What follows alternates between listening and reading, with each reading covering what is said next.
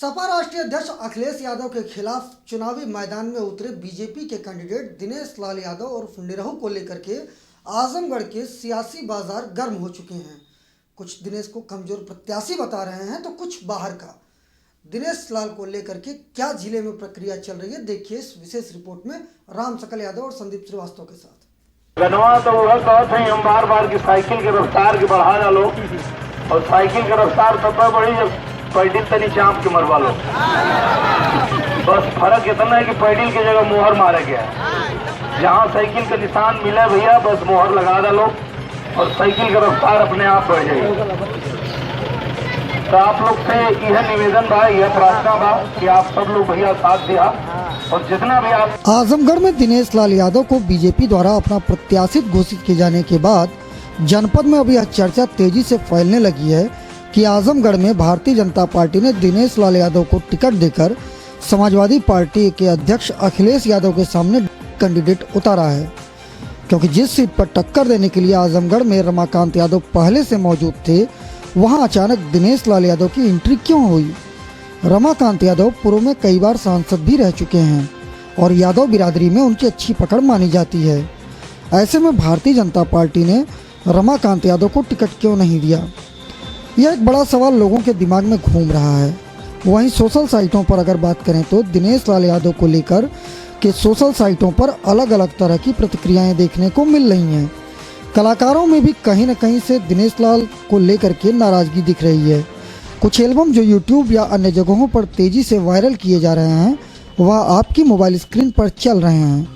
आप देख सकते हैं किस तरह से गायकों ने निरहुआ भैल दगाबाज, जुड़ा येवा निरहू, निरहुआ इका कैला आदि तमाम तरह के एल्बम यूट्यूब या अन्य जगहों पर तेजी से वायरल हो रहे हैं।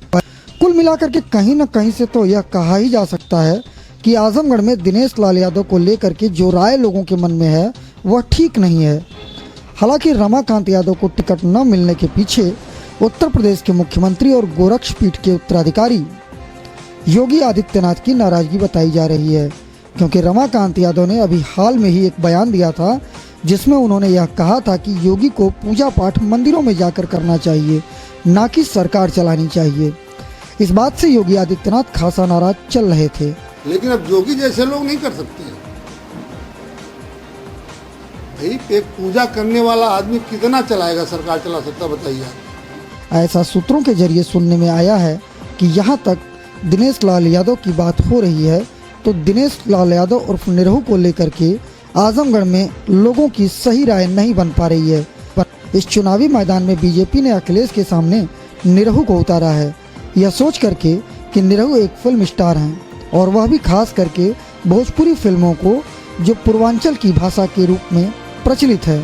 ऐसे में बीजेपी को यह लगता है कि दिनेश लाल का जलवा आजमगढ़ में चल सकता है, लेकिन दिनेश लाल यादव को यहाँ के लोग उम्मीदवार के रूप में नहीं पचा पा रहे हैं और कह रहे हैं कि बीजेपी ने यह कमजोर कैंडिडेट उतारा है, क्योंकि बीजेपी बगैर रमाकांत के यहाँ अपनी स्थिति बेहतर तरीके से जानती है।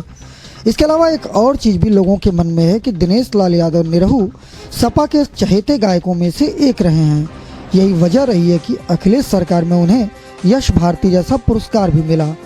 आजमगढ़ सदर लोकसभा सीट पर निरहू संभवतः ऐसे 5वें या 6ठे प्रत्याशी हैं जो आजमगढ़ जिले के बाहर का चेहरा है। लगभग 10 सालों से भी ज़्यादा सपा के मंचों पर गाना गाने वाले दिनेश लाल यादव को आखिर अखिलेश यादव से ऐसी कौन सी नाराज़गी हो गई या उनका कौन सा ऐसा टच बिगड़ गया कि दिनेश लाल यादव अखिलेश के खिलाफ चुनावी मैदान में आ गए।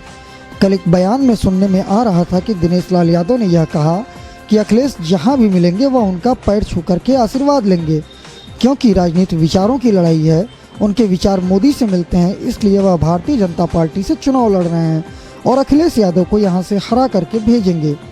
बहरहाल कुल मिलाकर के यह देखना दिलचस्प होगा कि आजमगढ़ सदर लोकसभा की सीट पर सपा अध्यक्ष अखिलेश यादव को भोजपुरी फिल्म स्टार दिनेश लाल यादव कितनी टक्कर देते हैं।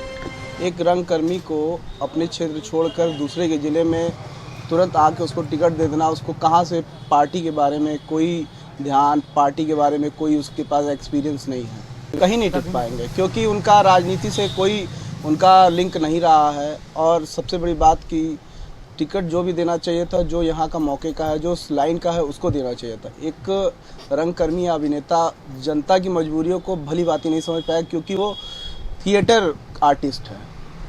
क्या कारण है कि भाजपा ने उनको यहाँ से टिकट दी? सिर्फ अखिलेश जी के खिलाफ देखा गया है कि कोई ऐसा प्रत्याशी उनको नहीं लग रहा है उनको कि हो सकता है एक रंगकर्मी या एक अभिनेता उनसे बेहतर प्रदर्शन करे। हमें तो उम्मीद नहीं है, हमें तो उम्मीद है कि पूरी तरह से अखिलेश जी के साथ 80% जनता उन्हीं के साथ रहेगी, क्योंकि वो विकास की बात करते हैं। कारण ये है कि एक तो यादव नाराजगी उनको यही पर होगी कि जो अखिलेश यादव जो थे उनको सम्मानित किया था। यादव का था कि हमारा यादव है भाई, सम्मानित किया गया, एक अच्छा गायक कलाकार था। अब वो 2 दिन से भाजपा में शामिल हो गए हैं, उसके संस्था ग्रहण कर लिए हैं, इसलिए यादव में भी नाराजगी बहुत ज़बरदस्त है। मकान जी पुराने नेता हैं, उनको देना चाहिए था। हालांकि हम तो भाजपाई हैं, लेकिन भाजपाई का मतलब हम उससे बिलोंग नहीं करते हैं हम, लेकिन पसंद करते हैं भाजपा को।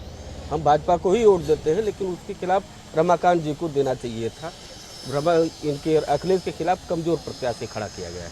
अंदरूनी बात नहीं होगी, जिसको भाजपा को वोट देना होगा वो तो भाजपा को ही देगा वोट। लेकिन जो है ये है कि इस बात का मलाल जरूर है कि उसके खिलाफ, अखिलेश जी के खिलाफ मजबूत प्रत्याशी खड़ा करना चाहिए। देखिए, आप ये कह सकते हैं कि भाजपा के जिले के बहुत गद्दार नेता, आप उठाकर लिस्ट देख सकते हैं, सारा सहजानंद राय से लेकर राजनाथ सिंह से लेकर रमाकांत यादव से लेकर, उन लोगों को टिकट न देकर एक भाजपा ने एक ऐसी रणनीति साबित की है।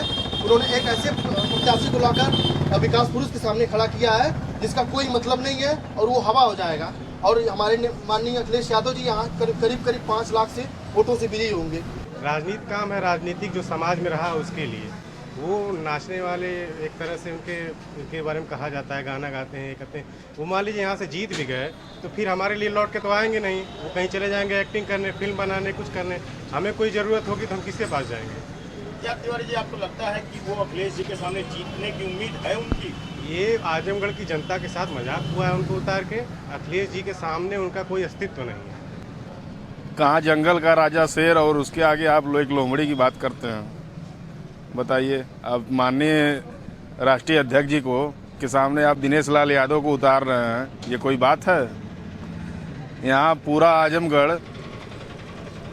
आजमगढ़ केवल समाजवादी पार्टी, वो भी माननीय पुराने राष्ट्रीय अध्यक्ष श्री मुलायम सिंह यादव जी की देन है जितना विकास हुआ है। और उसके बाद फिर राष्ट्रीय अध्यक्ष श्री माननीय अखिलेश यादव जी आए हैं लड़ने के लिए। अब इतने बड़े नेता को अगर न जिताया जाए, वो भी भारी से भारी बहुमतों से, तो ये आजमगढ़ का बहुत बड़ा अपमान होगा।